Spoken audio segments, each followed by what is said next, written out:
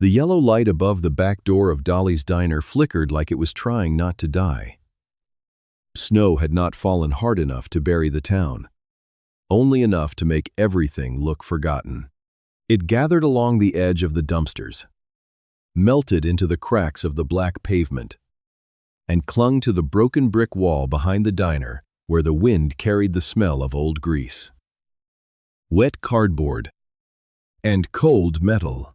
Margaret Hayes sat on a flattened box beside the rear wall, her knees pulled close beneath a faded wool coat that had lost 2 buttons and most of its warmth. She was 82 years old, but she did not sit like someone waiting for pity. Her back stayed straight, her chin stayed lifted. Only her hands betrayed her. Trembling as they held an old canvas grocery bag against her chest. The bag had once been navy blue. Years of use had faded it, almost gray. One side had been patched by hand, and along the bottom seam, uneven blue thread held the fabric together as if someone had repaired it in a hurry and then repaired it again.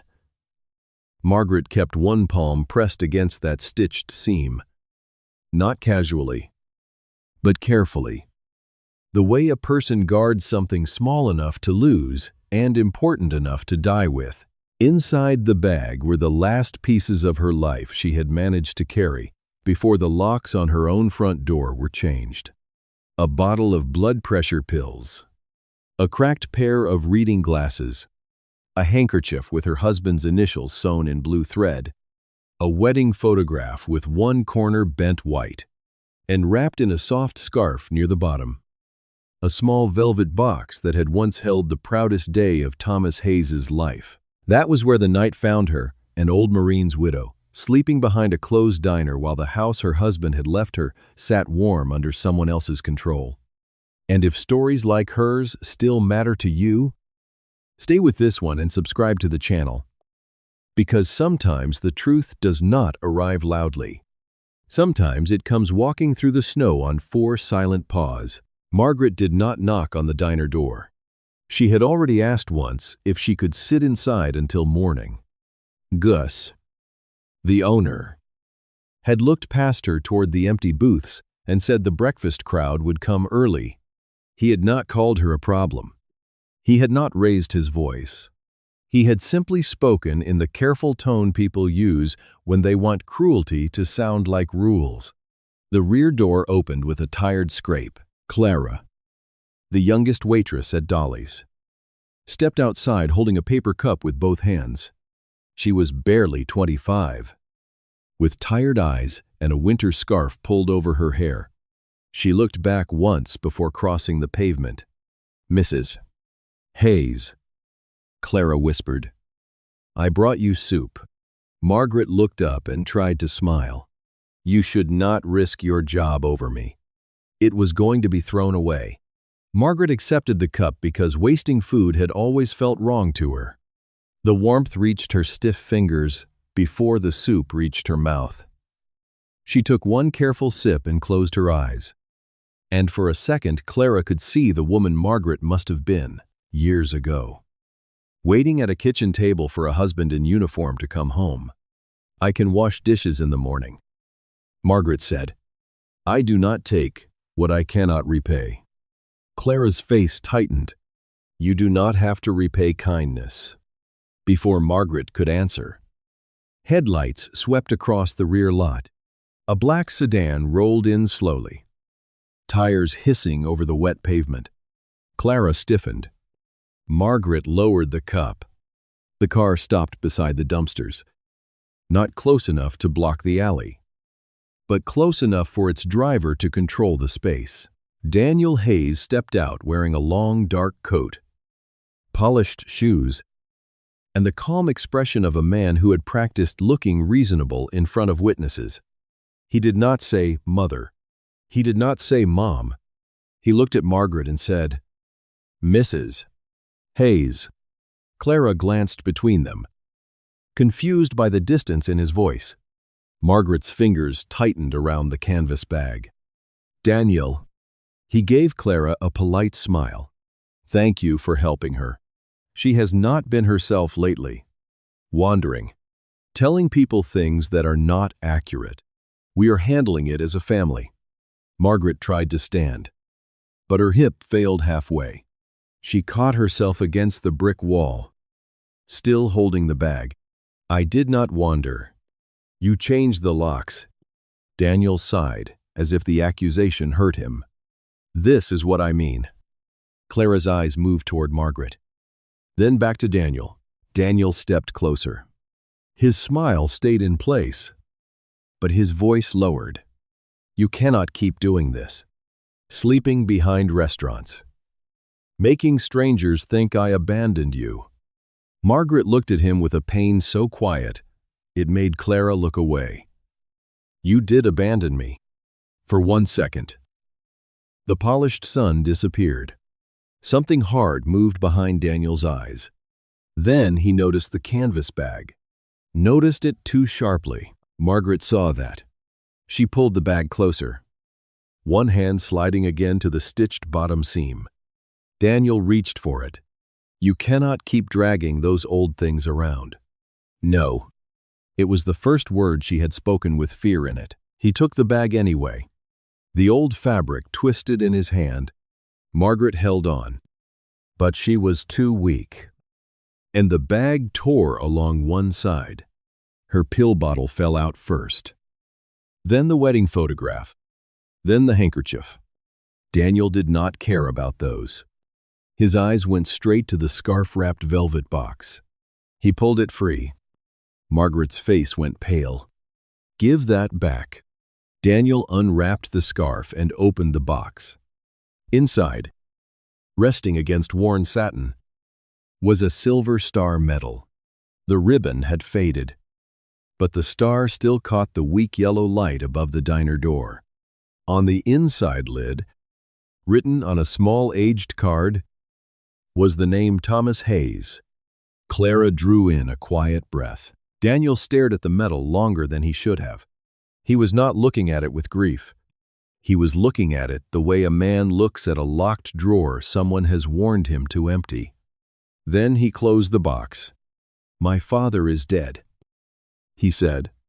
This does not help anyone. It is not yours to throw away.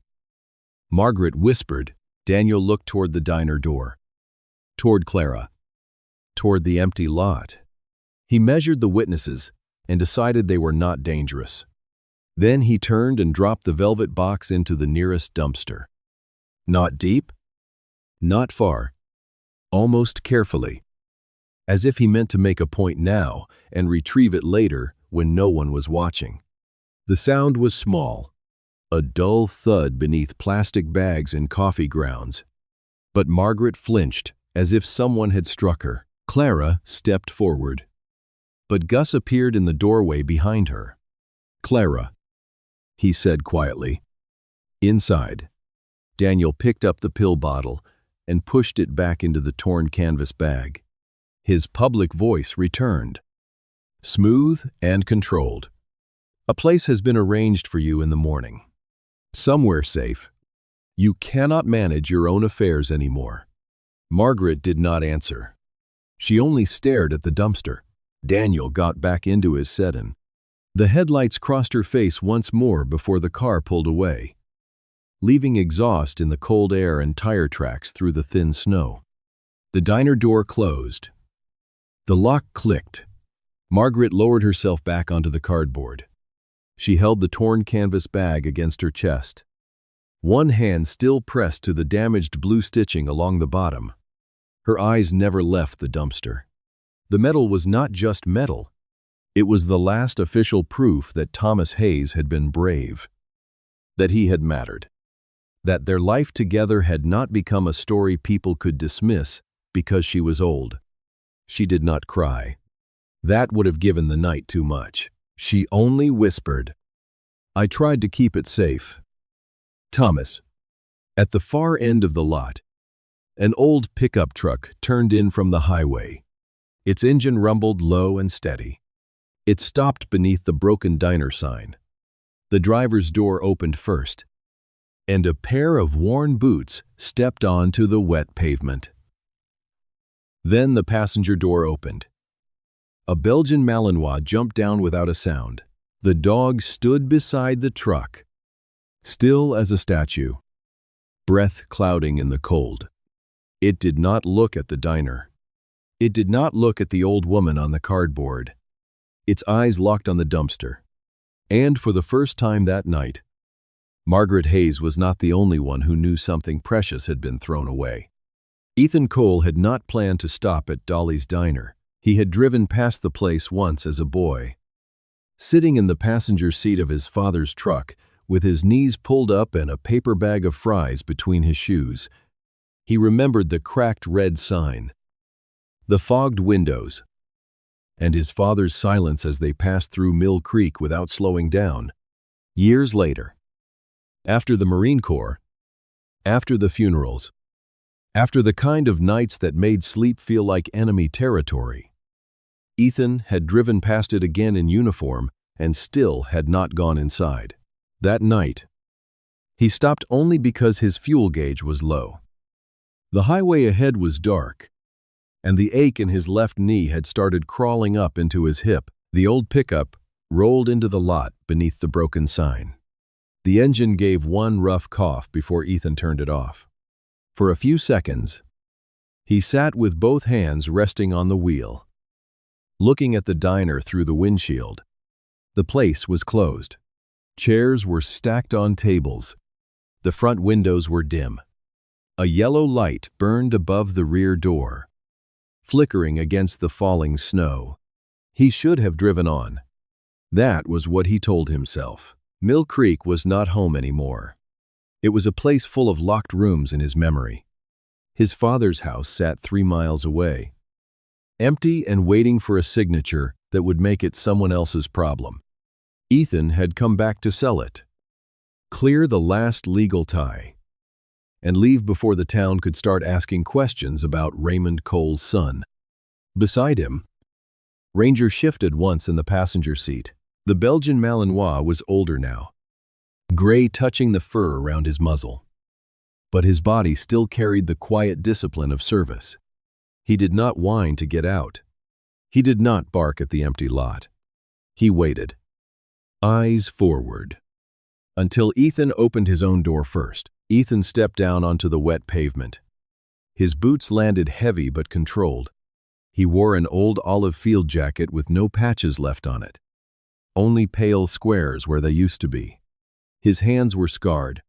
His eyes moved automatically across the lot, checking the front entrance, the sidewall, the shadows behind the dumpsters, the sedan tracks in the snow, the old woman sitting on cardboard near the rear door. He saw her before she saw him. She was small under the weak light, wrapped in a coat too thin for the weather, holding a torn canvas bag against her chest. Her posture stopped him. She was not sprawled like someone who had given up. She sat straight, chin lifted, shoulders tight, as if pride was the last blanket she had left. Ranger jumped down from the passenger side without a sound and came to Ethan's left leg. He did not pull at the leash. He did not nose the ground. He stood still, ears forward, breath steaming in the cold. Ethan touched 2 fingers briefly to the dog's collar. It was not a command.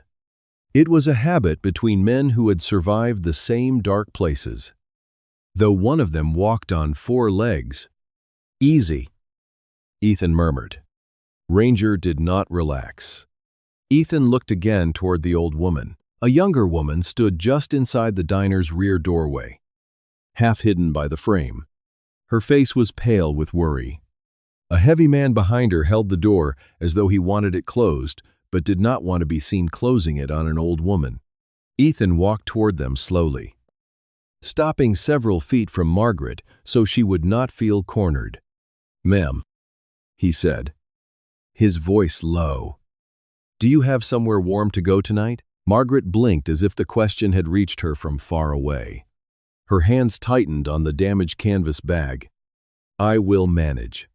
It was the answer of someone who had already been humiliated too much to accept another kindness easily. Ethan nodded once, That was not what I asked. Her mouth moved. Almost a smile. Almost pain. No, not tonight. The waitress looked down. The owner cleared his throat. She has family. Her son was just here. He is handling things. Ethan glanced at him. Did he handle? Leaving her behind the building, the owner's face tightened. Look, I do not want trouble. Mrs. Hayes has not been herself lately. She comes around, tells stories, gets upset. Her son says she is under care. Margaret looked at the pavement. Ethan heard the phrase for what it was. Not proof. A label. A way to make an old woman smaller before anyone asked what had happened to her. Still, he hesitated. That hesitation made him angry with himself. But it was there. He had seen enough broken families to know that pain could wear many faces. He had also seen enough good intentions turn into wreckage. He was not a social worker. He was not a lawyer. He was a former Marine with a bad knee, a retired K-9, and a house to sell before morning. So he chose the smallest possible mercy. He took a folded bill from his pocket and held it toward the owner. Pack something warm. Soap. Bread. Coffee. Whatever you have. We are closed. Then open long enough to put food in a container. The owner looked at the bill, then at Ethan's face, and decided not to argue. He took the money and disappeared into the kitchen. The waitress remained near the doorway. Watching Ethan with a mixture of gratitude and fear, Ethan turned back to Margaret. I can call a shelter. No. A cab. She shook her head. Someone you trust. At that, her eyes lifted to his. For the first time, he saw the full depth of exhaustion there. The people I trusted are dead. Ranger moved. It was so slight that no one else noticed at first. His weight shifted forward. His nose lifted. Not toward Margaret, but toward the dumpster behind her. The one Daniel had used. The one Margaret had not stopped staring at since Ethan arrived. Ethan felt the change through the leash. Leave it, he said quietly. Ranger did not move. Ethan looked down. His tone sharpened, but only a little. Heel. The dog remained still. The waitress saw it then. So did Margaret. So did the owner, who had come back carrying a foam container and stopped halfway through the doorway. Sir, the owner said, you need to control that dog. Ethan did not answer him. His eyes stayed on Ranger. Ranger had ignored gunfire. He had ignored shouting crowds. Loose animals. Food scraps. Sirens. And men who tried to scare him. He did not break command over garbage. He did not lock onto a trash bin unless something in it carried a scent his training had taught him to respect. Ethan let the leash loosen by 1 inch. Ranger stepped forward with controlled precision. Not excited. Not hungry. Working. His paws moved carefully over the wet pavement. He reached the dumpster, lifted his head, and held the scent. Then he placed his front paws against the rim, reached into a shallow layer of trash bags, and pulled out a small, dark object. The velvet box hit the pavement with a soft, final thud. Margaret drew in a breath that sounded almost like pain. Ranger backed away from the box and sat straight, facing Ethan, as if presenting evidence. Ethan crouched. Mud and coffee grounds streaked the velvet. One corner of the lid was bent. He looked at Margaret before touching it. Is this yours? Her eyes filled, but her voice stayed steady. It was my husband's. The owner muttered. Her son threw that away. Family issue. Ethan picked up the box. It was heavier than it looked. Old. Damp. And cared for long before someone had decided to discard it. A medal in the trash stopped being a family issue when my dog found it, he said. He opened the lid.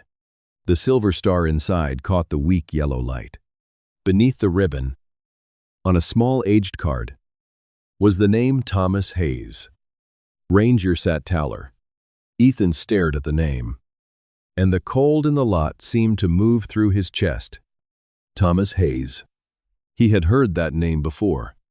Not in a history book. Not in a ceremony. In his father's kitchen. Years ago.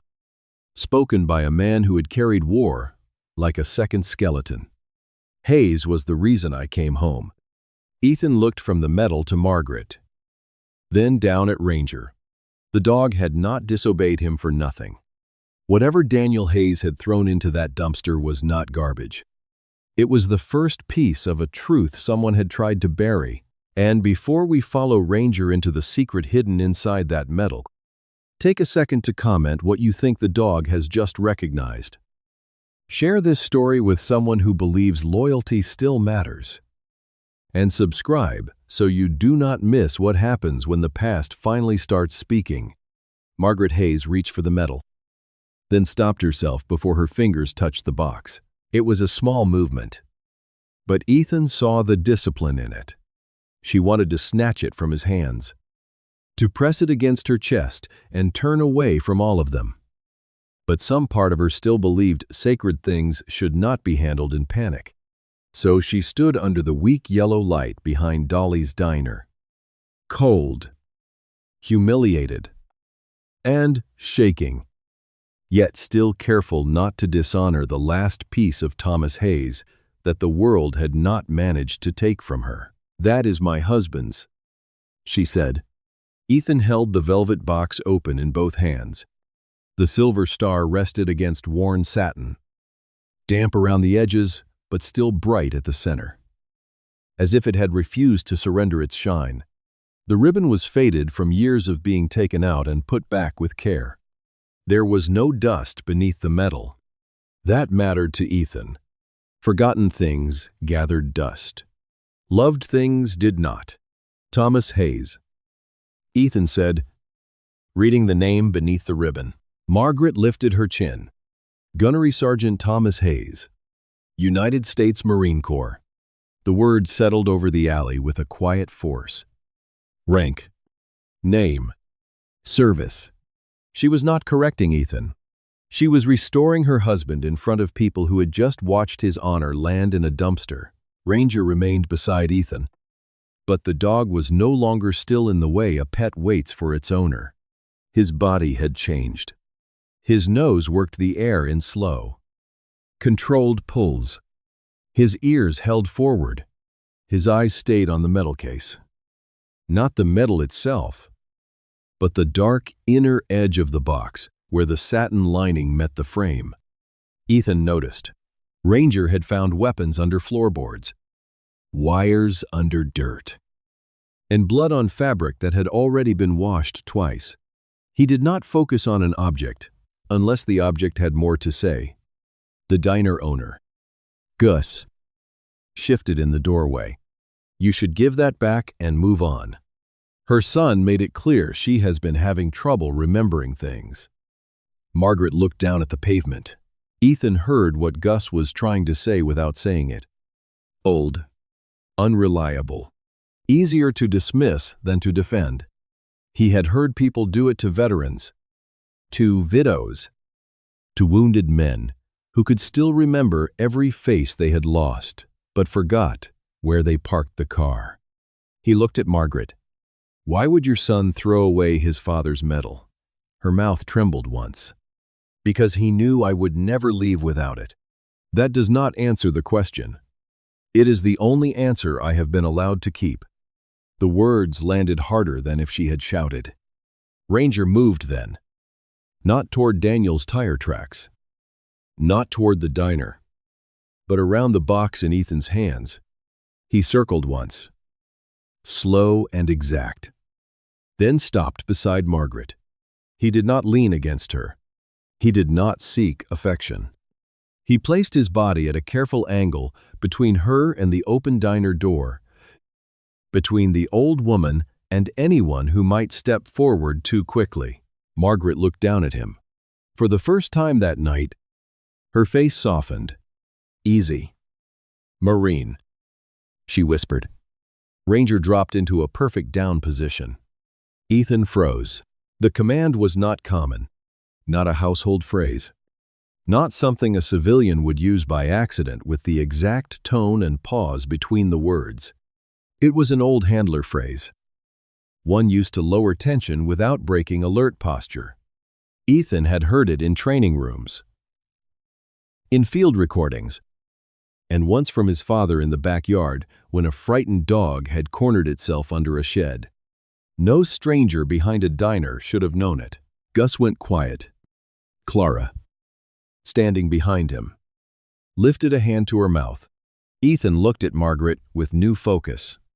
"Where did you learn that Margaret kept her eyes on Ranger?" Thomas used to say it. He said dogs like him understood the truth before men finished lying about it. Ranger stayed down, but his head remained raised. His gaze returned to the metal case. Ethan lowered himself to one knee and brought the box closer to the pavement. Ranger stretched his neck, breathed along the edge of the lid, then touched the inner lining with the front of his nose. He paused. Then, with the delicate control of a dog trained not to damage evidence, he pressed one claw against the corner of the satin. The lining lifted. Not much, just enough. Ethan saw the seam. It was not a tear. It was too straight for that. Too intentional.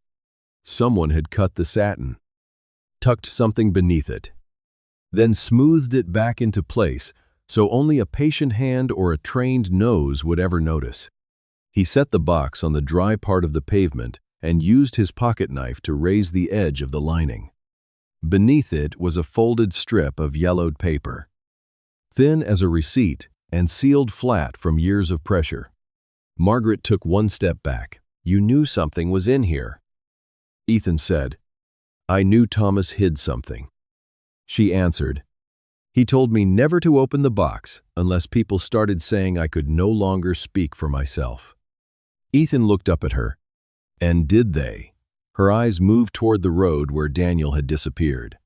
Every day for 3 months. Ethan unfolded the paper carefully. The handwriting was faded, but still sharp enough to read. "If they ever say she is no longer fit to manage her own affairs, check the county file before 1998. Below the sentence was a file number, and beneath the number were 2 initials. R.C. Ethan stared at them until the cold disappeared from his skin. Raymond Cole. His father, a memory opened before he could stop it. Raymond Cole, sitting alone at the kitchen table after midnight.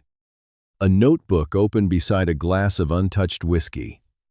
Ethan had been 14, standing in the hallway, watching his father write a name and then cover it with his hand when he realized his son was there. Hayes. That was the name.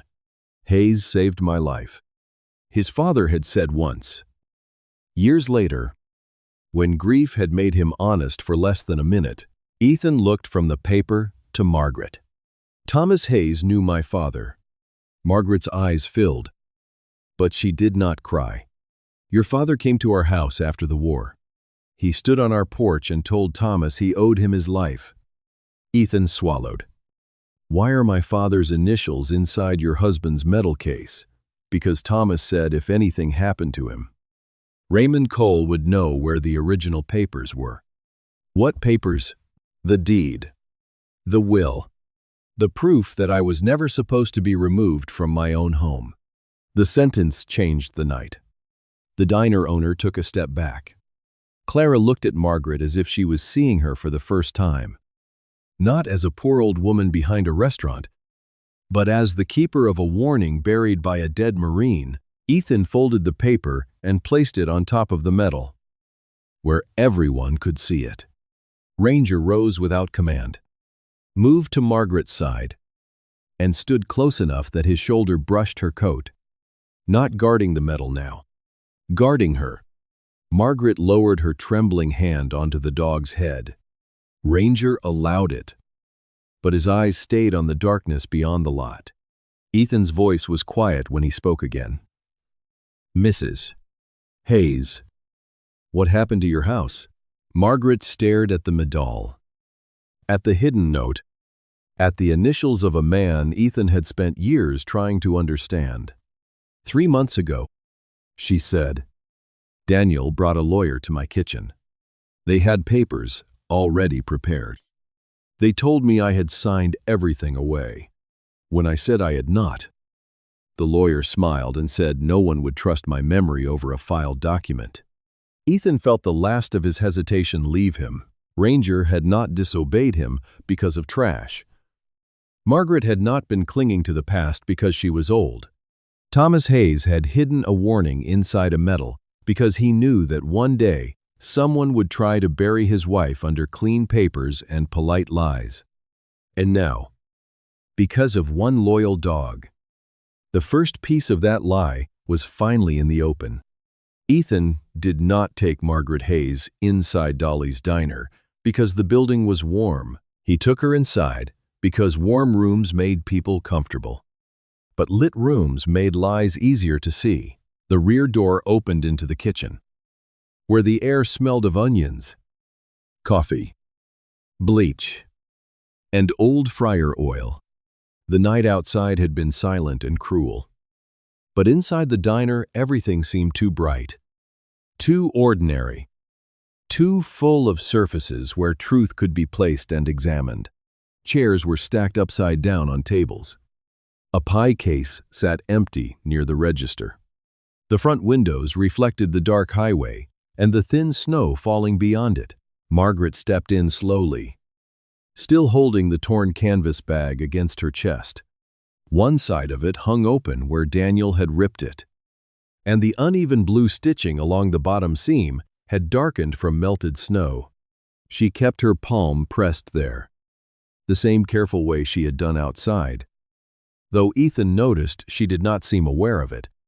Some habits were older than fear. Ranger walked beside her without being told. He matched his pace to hers, shoulder close to her knee, not touching unless she swayed to anyone else.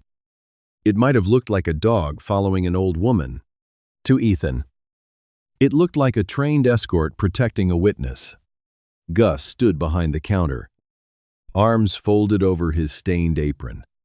He had the look of a man who wanted this to end before it became the kind of story people remembered about his business. "I do not want police trouble in here," Gus said. Ethan placed the velvet metal box on the nearest table. Beside it, he laid the folded note Thomas Hayes had hidden beneath the satin lining. "Then we make sure nobody has to guess what happened." Clara stood near the kitchen doorway, pale but steady. "There is a camera behind the building," she said. "It points toward the dumpsters." Gus turned sharply. "Clara." She did not look away from him. It recorded Daniel throwing the box away. The name Daniel made Margaret lower her eyes. Ethan pulled a chair away from the table and turned it so Margaret could sit facing the room, not the wall. He did not crowd her. He had learned long ago that frightened people did not need pressure. Pressure made them smaller. Space gave them a chance to speak. "Mrs. Hayes," he said, sitting across from her, "I need you to tell me only what you know. Not what Daniel told people. Not what the lawyer said. Only what you know." Margaret looked at the metal box. Under the diner light, the silver star seemed less like a relic and more like a witness. "I know Thomas bought our house in 1979, she said. "He said a man who came home from war should leave his wife one place where nobody could order her out." Ethan listened without interrupting. "He put the house in both our names. Letter. When his lungs got bad, he made a will. It said I could live there until I died. Daniel could have it afterward, if he wanted, but not before." "Who witnessed it?" Margaret's eyes moved to the hidden note on the table. Your father, Raymond Cole, and a county records man named Cal Morris. The name passed through Ethan like cold water. His father had not been an easy man to understand. Raymond Cole had been quiet, strict, and haunted. A Marine who could fix a truck engine with one hand, but could not sit through dinner without drifting back to some place no one else could see. Ethan had spent years believing his father had simply shut the world out. Now he was beginning to wonder whether the world had shut something away from him first. "Did you ever contact my father?" Ethan asked. Margaret nodded. "Thomas told me too. After he died, I wrote a letter. Then another. I never heard back. Later I heard Raymond had passed." Ethan looked down. His father had died alone in that house 3 miles away. Surrounded by unopened mail and old boxes, Ethan had never fully searched. A letter from Margaret could have been lost, or hidden, or intercepted before it ever reached him. Margaret reached into the torn canvas bag and removed a plastic folder, bent from being carried too long. "This is what Daniel and Mr. Pike showed me." The name Pike changed the diner. Gus shifted behind the counter. Clara's face tightened. Ethan noticed both reactions. "Warren Pike?" he asked. Margaret nodded. "He came to my kitchen with Daniel. He had all the papers ready. He said I had already signed the house over. And Daniel was only trying to protect me from making poor decisions."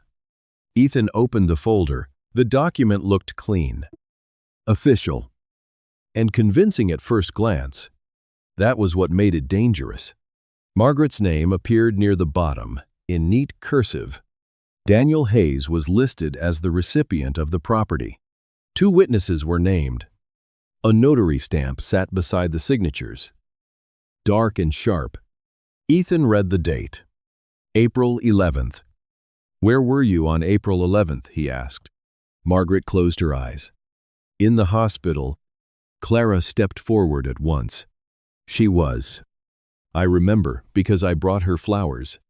She had collapsed at the pharmacy. Gus, let me leave early." Gus looked uncomfortable, but he did not deny it. Ethan tapped the date. "This says she signed away her house that day." Margaret stared at the page as if seeing it clearly for the first time. "I was in a hospital bed." Ethan moved to the witness line. "Harold Benton." Clara whispered, "That cannot be right." Gus rubbed a hand over his mouth. "Harold delivered milk here before the dairy shut down." "When did he die?" Ethan asked. 4 years ago," Clara said. "His funeral was at the Veterans Hall." Ethan kept his face calm. But the pattern was forming fast. A hospital date. A dead witness. A son eager to remove a medal. A lawyer with papers already prepared. He examined the notary stamp next. Something about the seal bothered him. He had seen old county notices among his father's things. The older seals had a thinner eagle and no outer ring. This one looked newer than the date it claimed to belong to. "Do you have old county papers here?" Ethan asked. Gus frowned. "Why would I?" Clara answered before he could finish. "My father left boxes in the storage room. Public notices. Deed copies. Old tax maps. He used to do repair work for the county office." They went into the storage room, where dust hung in the air and old cardboard boxes leaned against broken chairs. Clara found 1 marked county copies. Ethan opened it on the floor. Inside were old notices, property maps, and folders tied with string. Near the bottom, he found a folder labeled Hayes Road Parcels. Margaret covered her mouth. Ethan matched the file number from Thomas's hidden note to an index sheet dated 1997. The original record listed Thomas Hayes as owner and Margaret Hayes as life tenant, giving her the legal right to remain in the house for the rest of her life. Then he found the photograph. Thomas Hayes stood outside the county building in a Marine dress uniform. Beside him stood Raymond Cole. Ethan's father, younger and broader than Ethan remembered. On Thomas's other side stood a much younger Warren Pike. Smiling with a folder under one arm, Margaret stared at the picture. He told me he had never met Thomas. Ethan turned the photograph over. On the back, written in faded ink, were 6 words. Pike wanted the land. Raymond refused. Before anyone spoke, the diner phone rang. Gus answered it near the counter. His irritation disappeared while he listened. When he turned back, his face had gone pale. That was Warren Pike, he said. He is coming here with an officer. He says Mrs. Hayes is being taken for medical supervision tonight. Ranger moved in front of Margaret before Ethan gave a command. Ethan looked down at the photograph of Pike, smiling beside the man he claimed not to know. And he understood the truth had not been lost by accident. It had been hunted.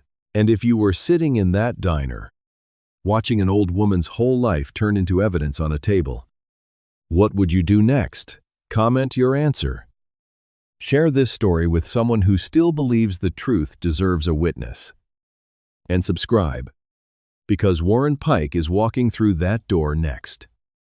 And he is not coming to tell the truth. The first patrol car arrived without sirens. Its headlights swept across the front windows of Dolly's diner and stretched the shadows of the stacked chairs across the floor like bars. A second car followed behind it. Darker, cleaner, and more expensive than anything a small-town officer would drive on duty. It stopped close to the front door. Not behind the patrol car, not beside it, but slightly ahead. The way powerful men parked when they wanted everyone to understand who had arrived first in importance, Warren Pike stepped out before his driver's side door had fully opened. He wore a charcoal overcoat, leather gloves, and the calm expression of a man who believed every room in Mill Creek had already made space for him. Daniel Hayes got out from the passenger side, his face tight and pale, but his posture still carried the arrogance of a son who had spent years being told that paperwork could turn cruelty into responsibility. Officer Brandt entered first. He was a broad man in his 50s, with snow on the shoulders of his uniform and uncertainty behind his eyes. He took in the scene quickly, Margaret sitting in the booth, Clara near the counter, Gus standing stiff behind the register, Ethan beside the table, Ranger lying close to Margaret's feet, and the metal box resting under the diner light like something waiting to testify. Brandt looked at Ethan. Name Ethan did not move away from the table. Ethan Cole. The officer paused. Raymond Cole's boy Ethan's eyes stayed on Pike, who had just stepped through the door behind him. His son. For half a second, Warren Pike's face lost its polish. It was gone almost immediately, covered again by professional concern. But Ethan saw it. Pike had expected a stranger. Instead, he had walked into the past wearing his best coat. Mr. Discole, Pike said smoothly. I wish we were meeting under better circumstances. Ethan said nothing. Pike turned to Margaret with a softness so practiced it felt colder than anger. Mrs. Hayes, you have frightened everyone tonight. Your son has been worried sick. Margaret looked down at her hands. Daniel took one step forward.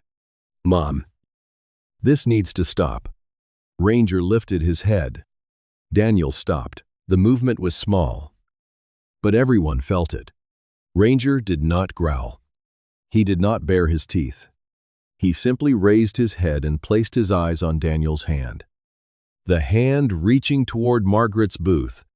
Officer Brandt shifted. Mr. Cole, I need you to keep your dog under control. Ethan touched 2 fingers to Ranger's collar. He is under control. Pike placed a folder on the table. Careful not to touch the metal box. Officer, Daniel has temporary authority over his mother's care and finances. Mrs. Hayes has been deemed unable to manage her own affairs. She is vulnerable, tired, and being influenced by people who do not understand her condition. Clara's face tightened. She understands plenty. Pike turned toward her with a patient smile. Young lady, compassion is admirable. Interference is not. Gus whispered. Clara, do not. But Clara did not move back. Pike opened the folder and slid a document toward Brant. This allows Daniel to transport his mother to a supervised facility tonight. Margaret's breath caught. Ethan heard it. So did Ranger. The dog rose slowly, not in alarm, but with deliberate purpose. He stepped into the narrow space between Margaret's knees and Daniel. His body angled to shield without threatening. His eyes stayed calm. That made him more intimidating, not less. Daniel pointed at the metal box. That belongs to my family. He has no right to hold it. Ethan picked up the security remote from the counter where Clara had placed it and pressed play. The small monitor above the register flickered. Grainy black and white footage filled the screen. Margaret behind the diner. Daniel taking the canvas bag. The velvet box in his hand. Margaret reaching for it. Daniel turning toward the dumpster. The box dropping inside. Nobody spoke. The footage ended. But the silence remained. Daniel swallowed. That does not prove anything except she was making a scene. No, Clara said. Her voice shook. But it did not break. It proves you lied. Pike's tone sharpened slightly. It proves an emotional moment was misunderstood. Ethan laid the forged property transfer beside the metal box. Then let us talk about misunderstandings. Pike's eyes narrowed. Ethan tapped the date. This says Margaret signed over her house on April 11th. Clara remembers visiting her in the hospital that day. Brant looked at Margaret. Is that true? Margaret raised her eyes. I was in a hospital bed. I could barely hold a spoon. Ethan moved his finger to the witness line. Harold Benton signed as witness. Harold Benton died 4 years before this document was filed. Gus looked away. He knew it was true. Pike gave a small sigh, as if disappointed by amateurs. Old records contain errors. Dates are entered incorrectly. Names are repeated. None of this proves fraud. Ethan placed the old county notice beside the transfer. The county seal on this document is the newer design. It did not exist on the date printed here. Officer Brant picked up the page. For the first time since entering, he looked less like a man responding to a call and more like a man holding evidence. Pike noticed and changed tactics. Officer, this is exactly why. Mrs. Hayes must be removed from this environment. Mr. Cole is agitating her with half-understood documents and military sentiment. Margaret's voice rose. Thin, but clear. You told me you had never met Thomas. Pike looked at her. Margaret, memories can become tangled. Ethan laid the photograph on the table. Thomas Hayes. Raymond Cole. Warren Pike. Outside the county building. 1997. Pike stopped breathing for one visible second. You stood beside him. Margaret said, you stood beside my husband and then came into my kitchen 26 years later and told me he was only a name in an old file. Daniel stared at the photograph.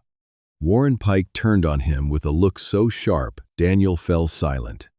Then a voice came from the last booth near the front window. He knew Thomas. He knew all of them. Everyone turned. Cal Morris pushed himself upright with a cane. He had been sitting in the shadows since before the patrol car arrived. An old man in a brown coat with snowmelt on his boots and a face lined by years of choosing silence. Pike's mouth tightened. Mr. Morris, I suggest you be careful. Cal gave a tired smile. I was careful for 20 years. That is how men like you kept stealing. The diner seemed to shrink around them. Cal pointed at the transfer document. Widows. Old farmers. Veterans with no money for lawyers. Their files disappeared. Then came back changed. Same office. Same witnesses. Same clean signatures from people too sick. Too dead. Or too scared to argue. Officer Brandt looked at Pike now. Really looked at him. Pike's voice hardened. This is slander. No, Cal said. This is memory. And unlike paperwork, mine has not been edited by your office. Daniel backed away from Pike, as if seeing him clearly for the first time. But Ethan did not let Daniel become innocent in the room. You helped him, Ethan said. Daniel's face twisted. He said it was legal. He said she would be safer. He said the sale would take care of everything. Margaret looked at her son with a pain that made even Gus lower his head.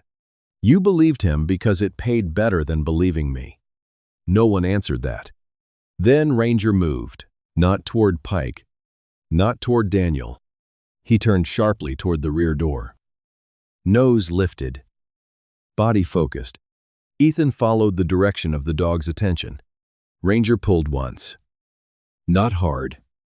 Just enough to say the trail was not finished. They stepped back into the alley. Snow fell thicker now. Ranger went straight to the flattened cardboard where Margaret had been sitting earlier. The torn canvas bag lay partly beneath it. One side, ripped open. The blue-stitched bottom seam, dark with melted snow. Ranger lowered his nose to the uneven stitching. Margaret had followed them to the doorway. When she saw what the dog was doing, her hand went to her mouth, with careful teeth. Ranger caught a loose thread and pulled. The seam opened. A small brass key slipped from inside the lining and landed on the pavement. Ethan picked it up. 3 letters were engraved into the worn metal. T. H. A. Margaret's face went white. Thomas Hayes' attic. Behind her, Warren Pike appeared in the doorway. This time, there was no smile left on his face. Margaret looked at Ethan, trembling not from the cold now, but from recognition. Thomas told me not to use that key unless the Cole family came back. Ranger stepped between Margaret and Pike as snow gathered on his shoulders. And in that moment, for the first time all night, Warren Pike looked afraid. The brass key felt impossibly small in Ethan Cole's hand. For a moment, nobody moved in the alley behind Dolly's diner. Snow drifted through the yellow security light and settled on Ranger's shoulders, melting into the old scars along his muzzle.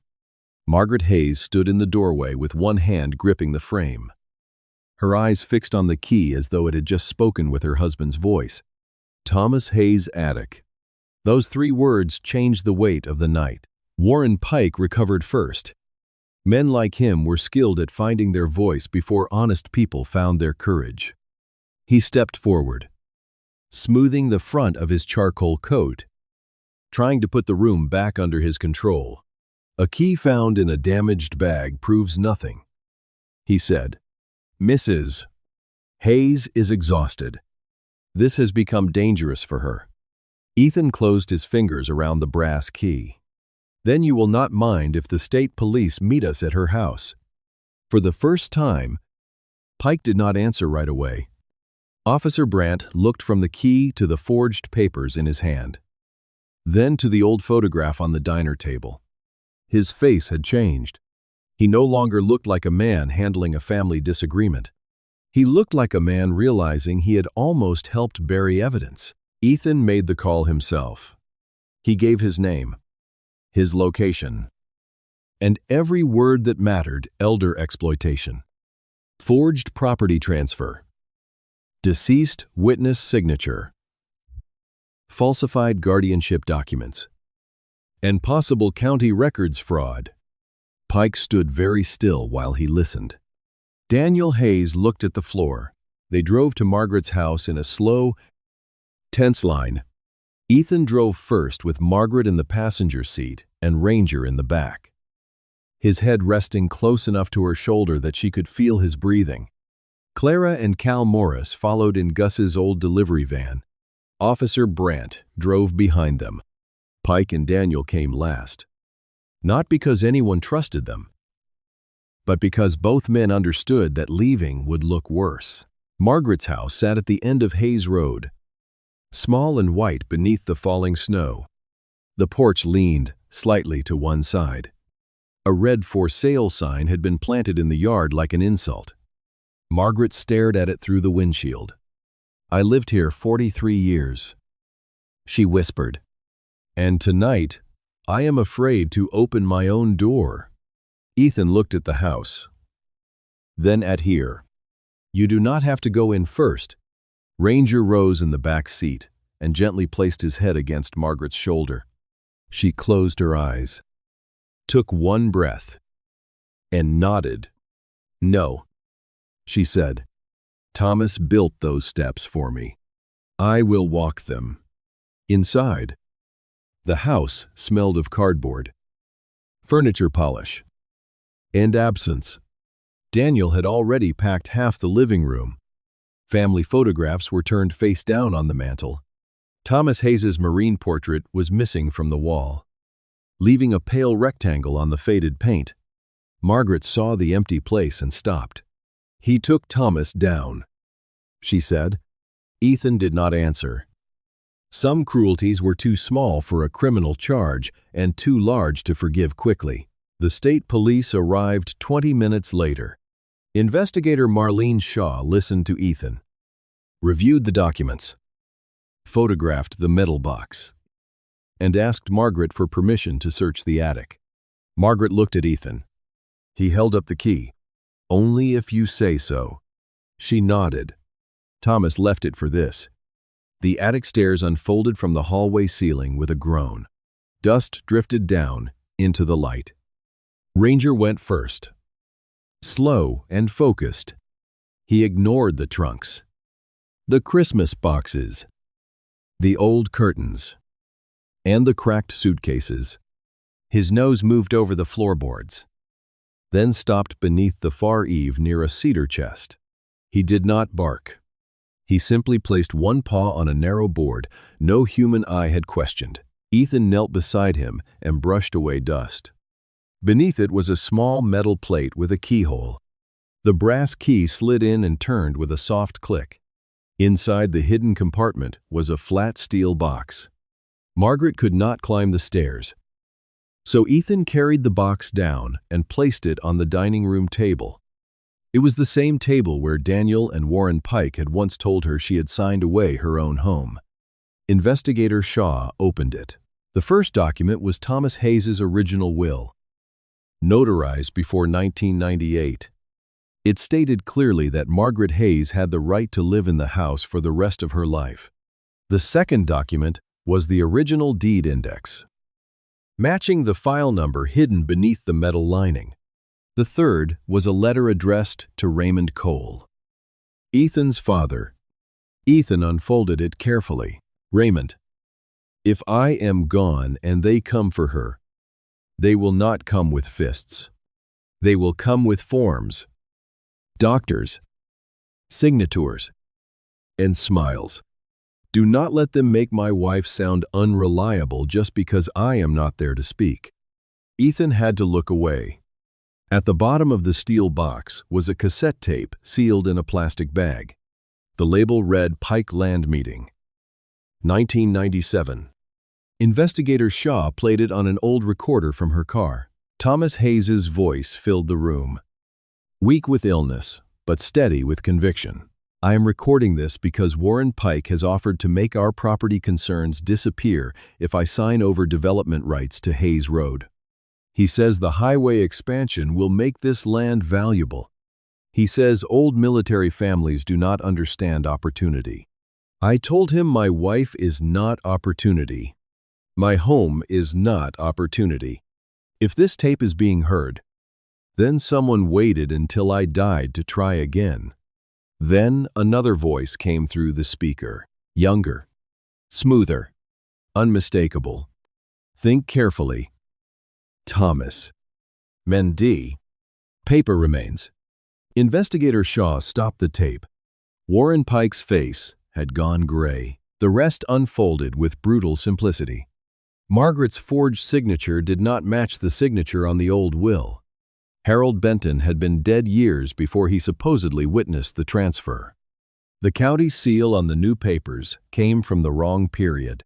The medical evaluation used for guardianship had been signed by a retired doctor whose license was no longer active. Cal Morris produced a copied list of file numbers from other veteran widows whose properties had moved through Pike's office under similar circumstances. By dawn, Warren Pike was in handcuffs. Daniel Hayes was taken for questioning on fraud, coercion, and elder exploitation. He tried to say Pike had promised everything was legal. Margaret looked at her son with a sorrow deeper than anger. "You believed him," she said, "because it paid better than believing me." No one defended him. Officer Brandt pulled the for sale sign from the yard and laid it face down in the snow. Margaret did not cheer. She walked to a cardboard box near the fireplace, lifted Thomas's marine portrait with both hands. Alien placed it back on the mantel where it belonged. Ethan cleaned the silver star with a soft cloth and set it beneath the photograph. Morning light entered the house slowly. Margaret touched the metal with 2 fingers. "They made me feel like my whole life was a mistake." Ethan stood beside her. "It was not." She looked at him then, and the grief in her face softened into something almost like peace. Ranger lay down at her feet, his head across the toes of her worn shoes. Margaret lowered herself into Thomas's old chair and rested one trembling hand on the dog's head. Outside, snow still covered Hayes Road. The porch still leaned. The house was still old, but the lights were on again. And Margaret Hayes was no longer an unwanted woman behind a diner. She was a Marine's widow in her own home, with her husband's honor restored, her voice believed, and a loyal K-9 standing guard over the truth no one had managed to bury. And if you stayed with Margaret, Ethan, and Ranger until this moment. Thank you for watching and listening. Tell us in the comments what part of this story touched you the most. Share it with someone who still believes loyalty can bring justice back into the light. And subscribe to support the channel so you will not miss the next story of courage, truth, and the quiet heroes who refuse to walk away.